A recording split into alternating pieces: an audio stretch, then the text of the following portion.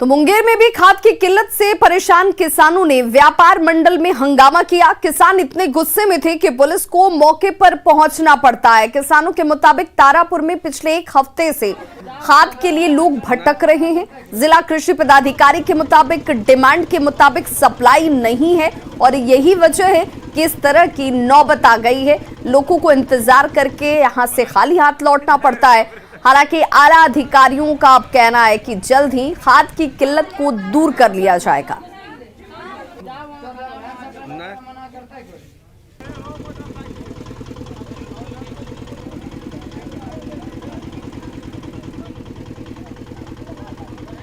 Line में लगा finger में उठता है, जाइए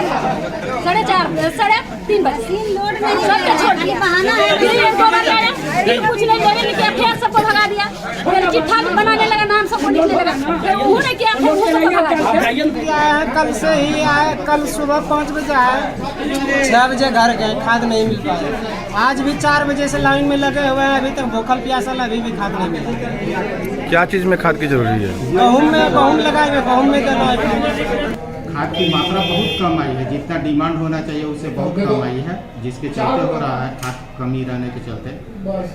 जिला से खाद का मांग किया गया है, खाद का मांग किया है करीब 6,000 बोरा का।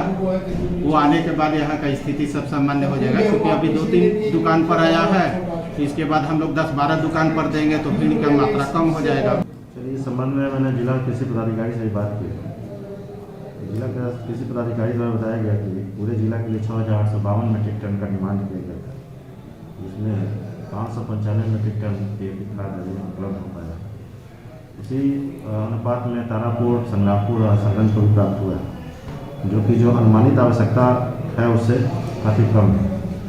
इस संबंध में विभाग से भी पत्राचार किया गया जिला स्तर पर, और उम्मीद है कल तक खाद की किल्लत नहीं रही, कल तक खाद उपलब्ध हो जाएगी।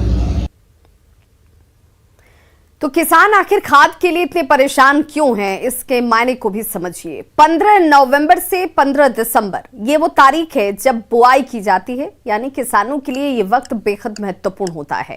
गेहूं की बुआई में अभी कुछ ही दिन बचे हुए हैं। खाद की वजह से खेत तो तैयार हैं, लेकिन बुआई नहीं हो पा रही है। किसानों को खाद वितरण केंद्र से खाद नहीं मिल पाती है। ब्लैक मार्केट में एक बोरी खाद की कीमत जो है वो 2,000 रुपए है, और ये कीमत देकर किसान अपने खेतों में कैसे बुआई करेंगे, ये भी अपने आप में एक सवाल है। नवादा में अवैध शराब के अड्डों पर उत्पाद विभाग की टीम ने छापा मारा है। गोविंदपुर के महवरा में जंगल में बड़े पैमाने पर अवैध शराब के निर्माण किए जा रहे थे, और छापेमारी में टीम ने कुल 3 बड़ी बड़ी भट्टियों को यहां पर ध्वस्त किया है। देखिए वो तस्वीर भी आपके टीवी स्क्रीन पर इस वक्त है, जहां पर बड़े पैमाने पर शराब बनाई जा रही थी। टीम को इसकी जानकारी होती है, उसके बाद इन्हें नष्ट किया गया है, लेकिन भनक पड़ते ही कारोबारी यहां से फरार हो चुके थे। महावरा के जंगलों में छापामारी किया। छापामारी के दौरान 3 अवैध शराब भट्टियों को तोड़ा गया, जहां से विभिन्न स्थानों पर करीब 200 लीटर क्षमता वाले 12 ड्रामों में 2400 केजी जावा गुड़ भी नष्ट किया गया है। साथ ही 20 लीटर अवैध चुलाई शराब एक जर्किंग में बरामद किया गया है। किसी की गिरफ्तारी नहीं हुई है, छानबीन जारी है। मधेपुरा में पंचायत चुनाव में बड़े घोटाले की बात सामने आ रही है। चुनाव मटेरियल की सप्लाई में गड़बड़ी विधानसभा चुनाव की तरह पंचायत चुनाव में भी हुई है। आरटीआई कार्यकर्ता से मिली जानकारी के मुताबिक टेंडर के नमूने के अनुसार सप्लाई किए जा रहे सामान नहीं है। अधिकारियों की मिलीभगत से एक बड़े गड़बड़ झाले को अंजाम दिया गया है। हालांकि आला अधिकारी जांच की बात जरूर कह रहे हैं।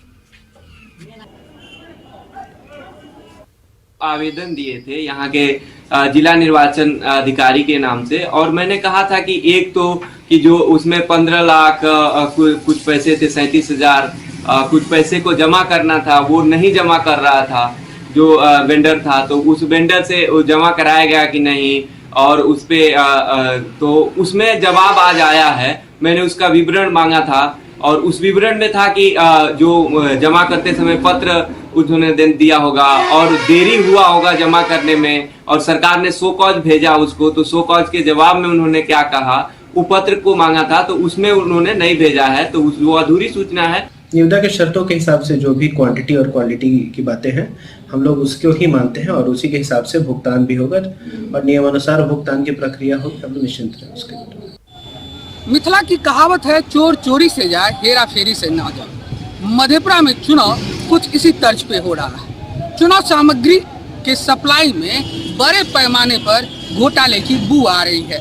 हम बात करते हैं पंचायत चुनाव और विधानसभा चुनाव की, तो आप हमारे पास ये कागजात देख सकते हैं जो 2021 के पंचायत चुनाव के निर्वाचन का प्रोसीडिंग पत्र है, जिसमें लिखा गया है जो निविदा अनुमोदित कानून के अनुसार उत्तम गुणवत्ता की सामग्री उपलब्ध नहीं कराएंगे उनके विरुद्ध विधि सम्मत कार्रवाई की जाएगी। लेकिन सामान की जो गुणवत्ता है वो इस बार भी सवालों के घेरे में है।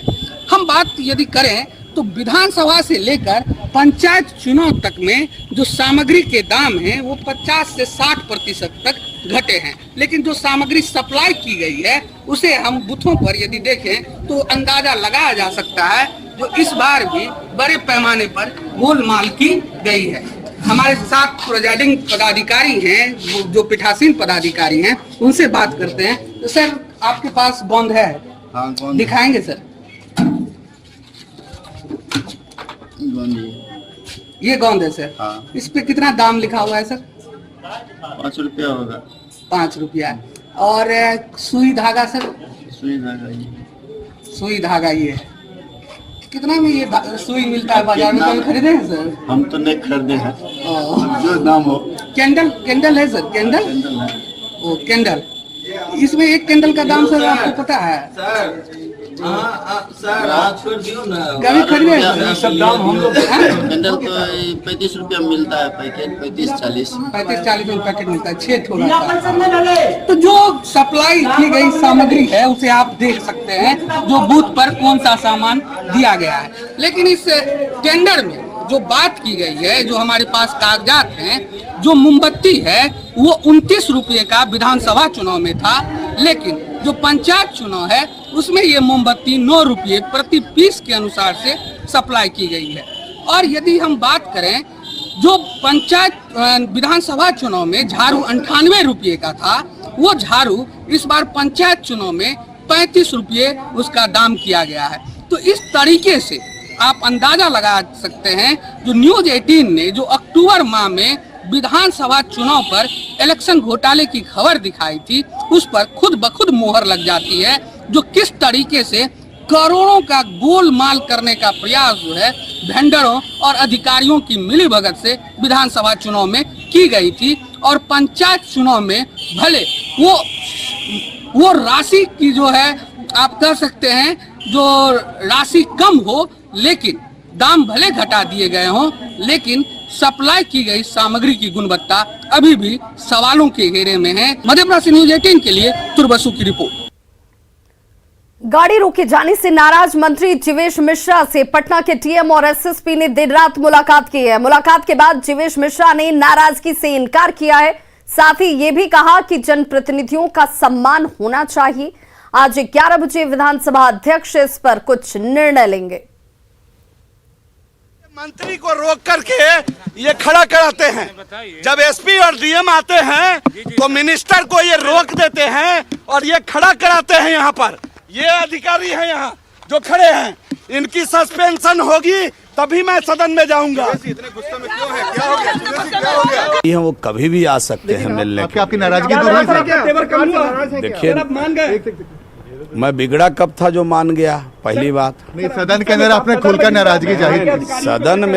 सदन में मैंने वो बात रखी जो विधायिका के अधिकार हनन पर मैंने अपने विषय को रखा। न ये सरकार की नाराजगी थी, न ये सरकार में नाराजगी थी। ये विधायिका का जो पावर है, विधायिका का जो थोड़ा अपमान मुझे लगा कि जो विधायकों को विधानसभा परिसर के अंदर जो पावर है, हम समझते हैं कि उसमें हनन नहीं होना चाहिए। इस नाते मैंने उन विषय को, विधानसभा अध्यक्ष विधानसभा के कस्टोडियन होते हैं और जो बात थी मैं उनके नज़र में ला दिया। अब इसमें सरकार में नाराजगी, सरकार से नाराजगी, ऐसी कोई बात नहीं है। मैं गलती क्या मानी नहीं मानी, यह 11 बजे, चूंकि ये मामला अभी विधानसभा अध्यक्ष जी के पास है, इसलिए किसी प्रकार का कोई खुलासा अभी करना ये उचित नहीं है। 8 दिसंबर को तारापुर में सीएम नीतीश के संभावित दौरे को लेकर प्रशासन अलर्ट मोड पर है। उपचुनाव के जीत के बाद सीएम के संभावित दौरे की तैयारियों की डीएम ने समीक्षा की। डीएम ने स्वास्थ्य महाविद्यालय, राम स्वास्थ्य महाविद्यालय का निरीक्षण किया, जहां पर मुख्यमंत्री पहुंचने वाले हैं। साथ ही आरएस कॉलेज मैदान का भी जायजा लिया। वहीं शहीद स्मारक पर शहीदों को नमन भी किया। माननीय मुख्यमंत्री जी 15 फरवरी 22 को मूर्ति के अनावरण और लोकार्पण के लिए आएंगे। उसी आलोक में जिला पदाधिकारी महोदय यहाँ आए थे कार्य की प्रगति देखने के लिए, और कार्य की प्रगति के क्रम में उन्होंने ये बताया कि कार्य में कुछ त्रुटि भी है, उसको हम लोग सुधरवा देंगे। आज देश के पहले राष्ट्रपति डॉक्टर राजेंद्र प्रसाद की जयंती है। एक बार फिर उनके पैतृक गांव में कार्यक्रम होगा, लेकिन गांव के विकास के जो वादे आज तक किए गए थे वो अब तक अधूरे हैं। जीरादेई को पर्यटन स्थल बनाने की घोषणा हुई थी, लेकिन गांव के लोगों का कहना है कि अब तक इसे लेकर कोई काम शुरू ही नहीं हुआ। आवास जीरादेई में मौजूद हूँ, जहां जयंती है, उसको लेकर यहाँ तैयारी भी हो चुकी है। और यहाँ का स्थानीय लोगों का कहना है कि जब जब उनकी जयंती आती है तब तब नेताओं और अधिकारियों को याद आते हैं। जो भी अधिकारी लोग आते हैं, सब लोगों से हम लोग बताते हैं कि हम लोग के गांव में ये समस्या है कि आज तक ये रोड चौड़ा नहीं हुआ। हम लोग का जो राजेंद्र बाबू की पत्नी का शिलान्यास किया हुआ आयुर्वेदिक अस्पताल है, वो पूरा ध्वस्त हो गया। उसमें का दवा निकाल करके कि बगल के एक कमरे में भाड़ा पर लेकर के वो हॉस्पिटल चला रहा। देखिए, गोद लेने के बाद भी कुछ बदलाव नहीं हो पाया। डीएम साहब, एमपी साहब से लोग मीटिंग किए थे और बहुत बड़ी पंचायत सभा भी हुई, योजना भी बना, लेकिन कुछ तो धरातल पर दिखा नहीं। तो हम लोग को जब तक दिखेगा नहीं तब तक क्या बोलेंगे। कई नेता हैं, कई मंत्री हैं, वादा किए और वादा करके चले गए। हालांकि अब इन लोगों के आस जगी है कि अब इस जीरादेई का विकास होगा। अब देखने वाली बात होगी कि गोद लेने के बाद अभी तक जो विकास नहीं हुआ, तो क्या अब आने वाला समय में विकास हो पाएगा या नहीं। मृत्युंजय कुमार सिंह, न्यूज़ 18 सिवान।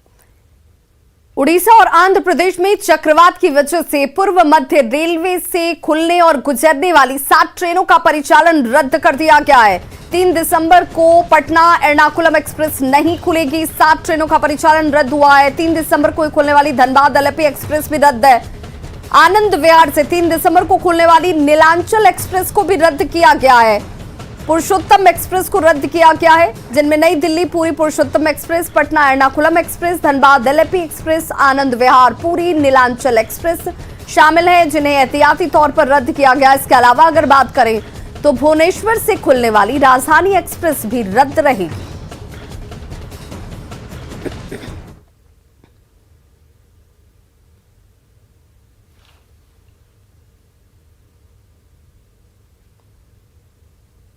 तो जवाद तूफान के मद्देनजर ये तमाम एहतियाती कदम उठाए गए हैं, जिनमें 7 ट्रेनों के परिचालन को रद्द किया गया है। 3 दिसंबर जब बताया जा रहा है कि ये जो जवाद है उसको हिट करने की आशंका है और इसकी वजह से ये ट्रेनें जो है रद्द की गई हैं। लोगों की और यात्रियों की सुविधा के लिए ये जानकारी आपके टीवी स्क्रीन पर, कौन कौन सी ट्रेनों को रद्द किया गया है। अगर आप यात्रा करने वाले हैं इन तारीखों पर तो आपके लिए ये जानकारी बेहद महत्वपूर्ण है। 3 दिसंबर को पुरी से खुलने वाली ट्रेन को रद्द किया गया है। 3 दिसंबर को पटना एर्नाकुलम एक्सप्रेस भी रद्द है। धनबाद एलेपी एक्सप्रेस को भी एहतियात के तौर पर उस दिन रद्द किया गया है। आनंद विहार से खुलने वाली नीलांचल एक्सप्रेस भी रद्द रहेगी। साथ ही साथ पुरुषोत्तम एक्सप्रेस को भी 3 दिसंबर को, जो कि पुरी से खुलती है, वो रद्द रहेगी। 4 दिसंबर की बात करें तो भुवनेश्वर से खुलने वाली राजधानी एक्सप्रेस को भी रद्द रखा गया है।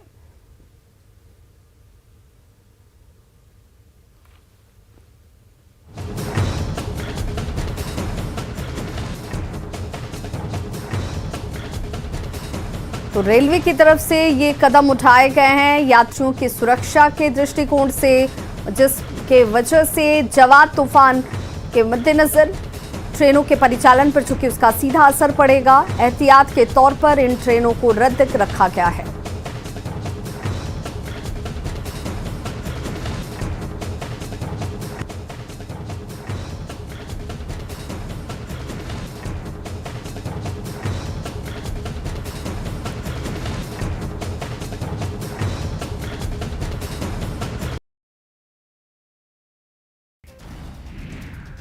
धनबाद के गोविंदपुर में सड़क हादसे में 5 लोगों की मौत हो गई है। मरने वाले सभी लोग एक ही परिवार के थे। हादसे के बारे में बताया जा रहा है कि कार के तेज रफ्तार होने के कारण यह हादसा हुआ है। कार की रफ्तार इतनी तेज थी कि नदी के एक छोर से दूसरे छोर पर 100 मीटर दूर जाकर गिरी। इस दौरान कार में सवार 5 लोगों की घटनास्थल पर ही मौत हो गई। मरने वालों में 2 पुरुष और 2 महिला और 1 बच्चा शामिल है। बताया जा रहा है कि रामगढ़ जिले के घाटो थाना क्षेत्र के रहने वाले वसीम अकरम नामक एक शख्स अपने पूरे परिवार के साथ कार से आसनसोल जा रहा था, लेकिन रास्ते में ही यह हादसा हो गया। सूचना मिलने के बाद पुलिस मौके पर पहुंची और स्थानीय लोगों की मदद से कार से शव को बाहर निकाला। हादसे के बारे में आशंका जताई जा रही है कि सुबह कोहरा होने के कारण ड्राइवर को दिखाई नहीं दिया होगा और कार पुल से 60 फीट नीचे जा गिरी। कार गिरने के बाद तेज आवाज हुई। उसके बाद आसपास के लोग घटनास्थल पर पहुंचे और पुलिस को सूचना दी।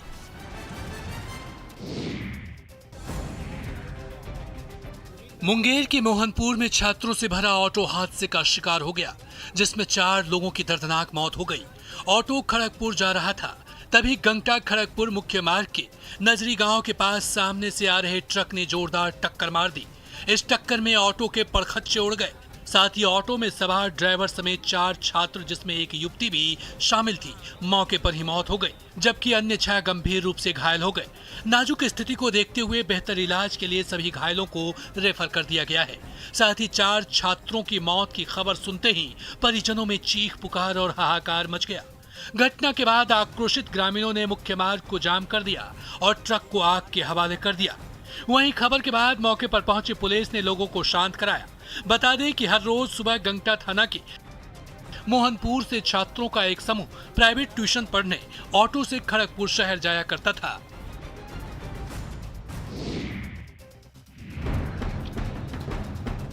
पूर्णिया की गुलाब बाग मंडी में आग लगने की वजह से 1 दर्जन से अधिक दुकान जलकर राख हो गई।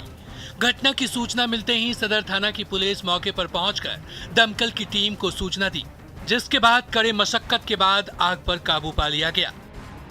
बताया जा रहा है कि आग शॉर्ट सर्किट से लगी थी। जब तक लोगों की नजर आग पर पड़ती तब तक काफी देर हो गई थी और कई दुकानों में आग पकड़ ली थी।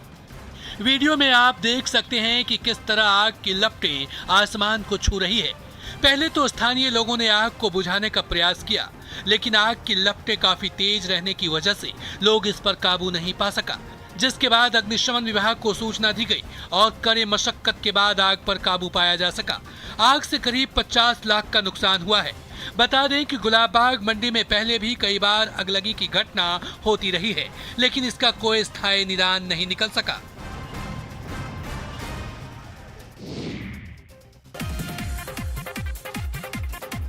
वैशाली के राजारामपुर किरतपुर पंचायत में चुनाव में मिली जीत के बाद जमकर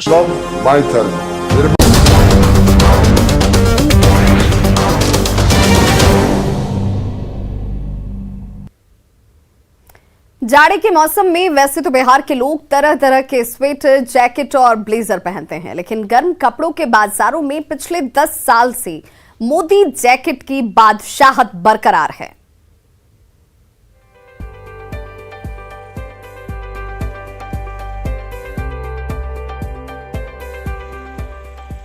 लाल, नीला, हरा, सफेद, रंग अनेक, लेकिन जैकेट एक, मोदी जैकेट। जी हां, बिहार के बाजारों पर पिछले 10 साल से इसी मोदी जैकेट की बादशाहत बरकरार है। चाहे युवा हो या बुजुर्ग, सबकी पहली पसंद मोदी जैकेट ही है। यही वजह है कि पटना में गर्म कपड़ों के बाजारों में सबसे ज्यादा मोदी जैकेट ही दिखता है। ठंड ने दस्तक दे दी है और पटना के बाज़ारों में जो बंडी बाज़ार है उसका मार्केट जो है काफ़ी अच्छा चल रहा है। आप देख सकते हैं सभी रंगों का यहाँ पे बंडी आपको देखने को मिल सकता है और सभी साइज के हैं। पटना के युवाओं से लेके हर एक वर्ग और हर एक उम्र के लोगों के बीच में ये जो मोदी जैकेट है काफ़ी पसंदीदा बना हुआ है। खुद दुकानदार भी मानते हैं कि प्रधानमंत्री का क्रेज बिहार के लोगों पर ऐसा है कि चाहे मौसम शादी ब्याह का हो या सर्दी का, लोग मोदी जैकेट की डिमांड ही करते हैं। देखिए, हमारे पास तो मोदी बंडी हम खरीदने भी आए हैं और पिछले 10 साल से कम मैंने अलग अलग रंग में 4-5 बनवाई हुई है। और दूसरा कारण क्या है कि पीएम मोदी चाहे वो भाषण में भाइयों बहनों जिस अंदाज में कहते हैं वो अंदाज तो उनका अच्छा लगता ही है, लेकिन पहनावे में जब आप जाते हैं तो लगता है कि एक अलग से जो जोश है, जुनून है, वो उत्साह पीएम मोदी के तर्ज पे नजर आता है। पटना में 3000 से लेकर 2000 तक की कीमत के मोदी जैकेट उपलब्ध हैं। चौंकाने वाली बात ये है कि राजनीतिक पार्टियों के नेताओं की भी पहली पसंद यही मोदी जैकेट है। अलग अलग पार्टियों के नेताओं की जैकेट में अंतर बस इतना होता है कि नेता लोग अपनी अपनी पार्टी के कलर के हिसाब से जैकेट के रंग का चुनाव करते हैं। कभी देश में नेहरू जैकेट की चर्चा होती थी, आज मोदी जैकेट की धूम है।